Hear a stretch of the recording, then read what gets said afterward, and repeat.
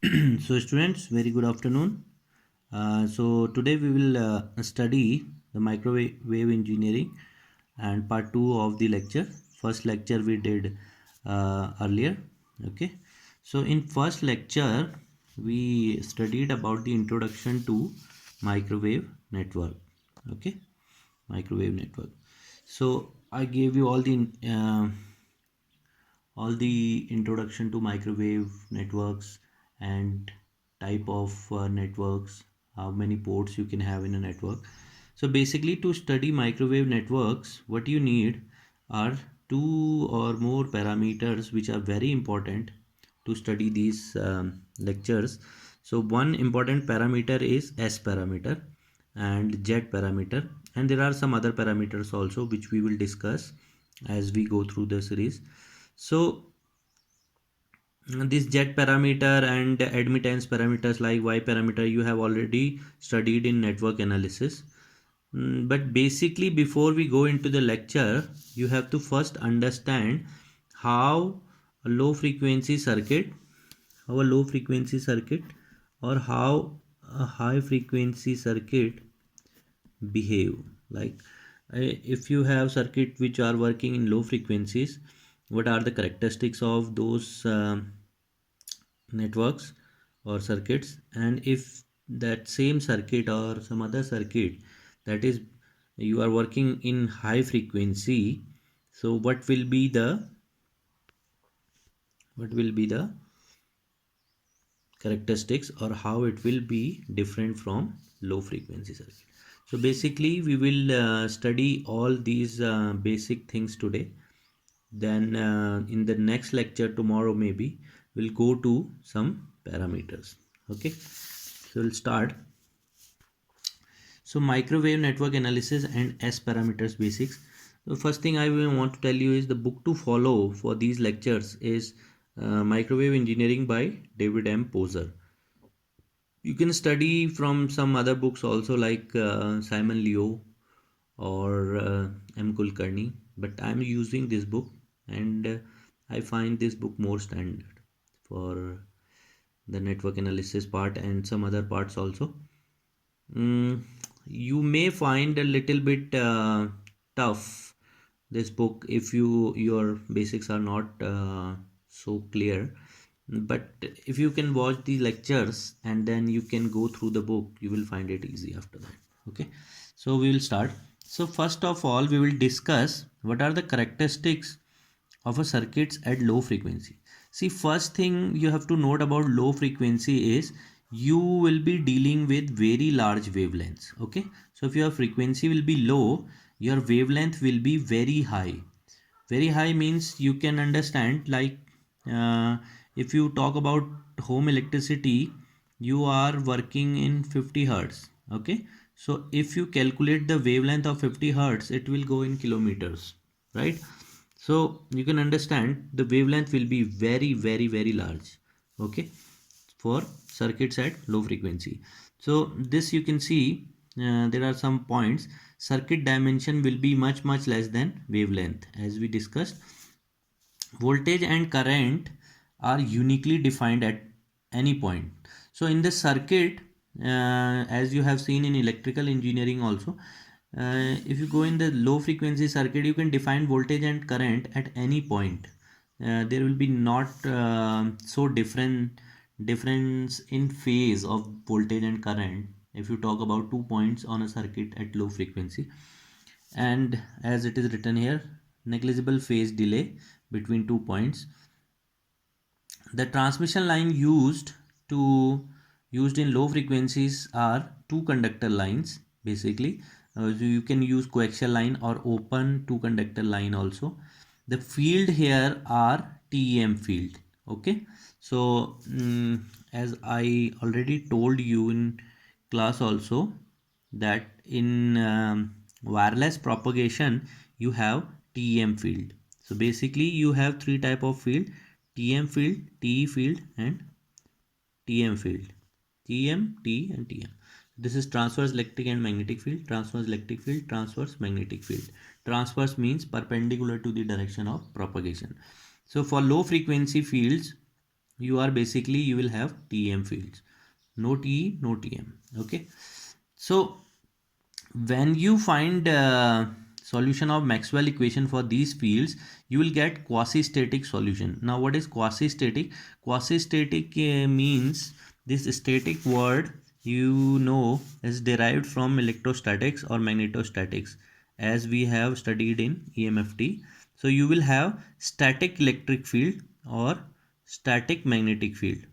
So when you are working in low frequency, so basically whatever field equation or whatever field theory equation you will apply, mostly those will be uh, static laws of EMFT. Okay, you will be basically dealing with more with circuit theory kind of a thing, or you will be mostly dealing with Ohm's law or Kirchhoff's law. Okay, because the fields are not changing so quickly, so there will be not that much change in voltage phase or current phase as in the case of high frequency circuits. Okay, so when you come to microwave or higher frequency circuits, okay, so here you will have very small wavelength, very low wavelength. Electronic circuit will obey Maxwell equation. Here the Ohm's law and Kirchhoff's law are very difficult to apply, because at every point you will have different voltage and different current. So all your voltage and all your current will get changed into waveform.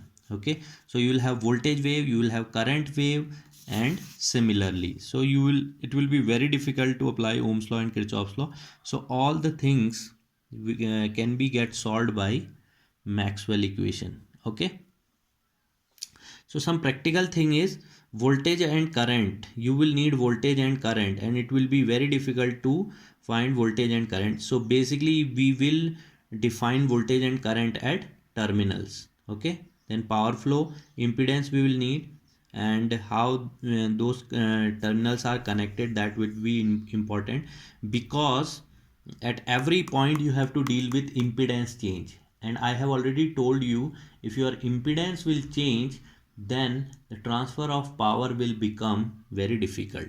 Okay, so then you have to modify your levels. Modify your levels means you have to change the impedance, you have to match the impedance every time. Okay, so basically for transportation, you can use single conductor waveguide also, like waveguides, rectangular waveguide. Two conductor become lossy at microwave frequencies. In low frequency, you have seen you can use two conductor lines, but for high frequencies, basically it is effective to use waveguide structures. So it is a single conductor, because you know it is a lossless kind of a thing. But here the TM is not applicable.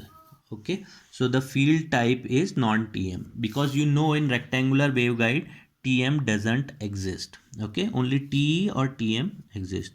So getting two terminal is very difficult. Voltage, current, impedance, everything will not be unique. At every point you will have different values, because everything will be in form of waves. You will have voltage in form of waves, current in form of wave.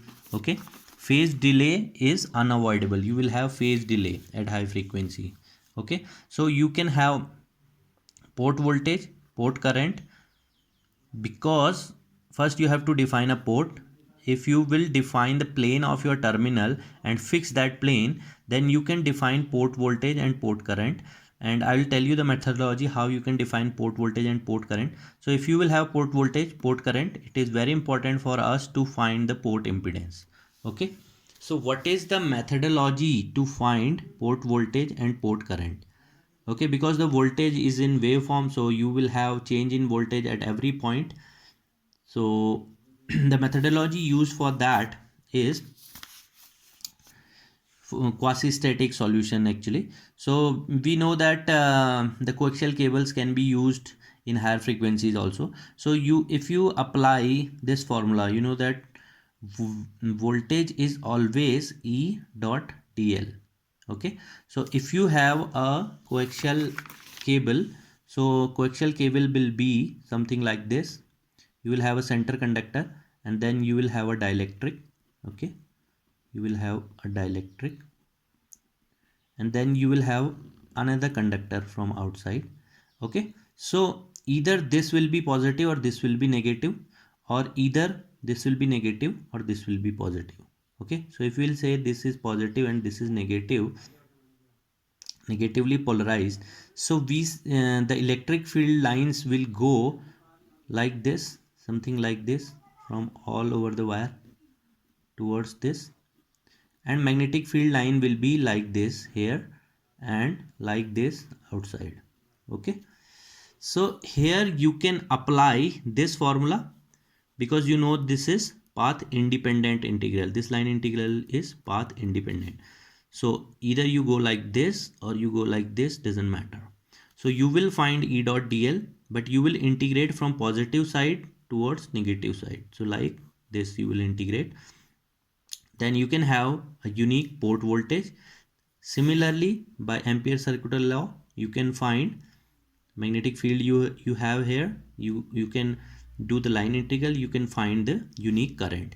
If you have the voltage and the current, you can easily find the characteristic impedance for the transmission line. Then you will have characteristic impedances as a ratio of voltage and current. So after you have this characteristic impedance, you can apply circuit theory for transmission line. Okay, now you can ask what is a circuit theory thing. Okay, remember there are two type of things involved here. One is circuit theory. Circuit theory means basically Ohm's law, Kirchhoff's law, network theory, something like that. All right, and then you have field theory. Field theory you have already studied in EMFT. Like field theory means Maxwell equation, laws for static electric field, laws for static magnetic field, and so on. So when you have low frequency, so this thing will dominate. Okay, when you have low frequency, this thing will dominate. You can apply Ohm's law, which is V is equal to IR. Okay, you can apply Kirchhoff's law, the two laws of Kirchhoff's.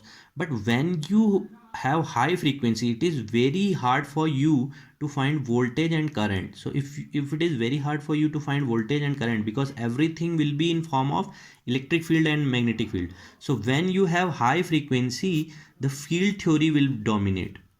But what if you need voltage and current at high frequency?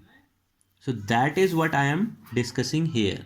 So if you need voltage and current at high frequency, you can still find it this way. And then you can apply transmission line. You can apply transmission line circuit theory as a transmission line. Okay. So this you have to understand very, very importantly.